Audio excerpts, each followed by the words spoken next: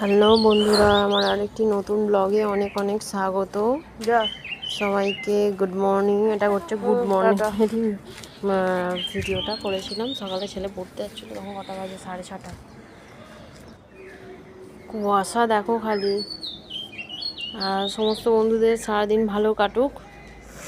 আর প্রচণ্ড কুয়াশা ছিল আজকে, এত কুয়াশা কি বলবো। আর পুরো চতুর্দিকটা একদম পুরো ঢেকে গেছিলো, বেশ দারুণ দেখতে লাগছিল। তোমাদের বন্ধুরা এরকম পরিবেশ কার কার ভালো লাগে অবশ্যই কিন্তু জানি। আমার তো বেশ ভালোই লাগে। দেখো আমাদের বাড়ির পাশে মাঠটা, কিচ্ছু দেখতে পাওয়া যাচ্ছে না, কিচ্ছু দেখতে পাওয়া যাচ্ছে না, এত কুয়াশা, প্রচণ্ড কুয়াশা। তো বন্ধুরা তোমরা কিন্তু ভিডিওটা প্রথম থেকে শেষ পর্যন্ত দেখো।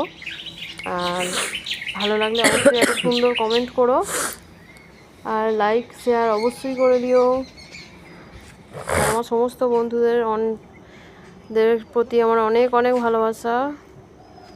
আর সবাই সবাইকে সাপোর্ট করো, সবাই সবাইকে ভালোবাসা দিও, আর সবাই সবার পাশে থেকো।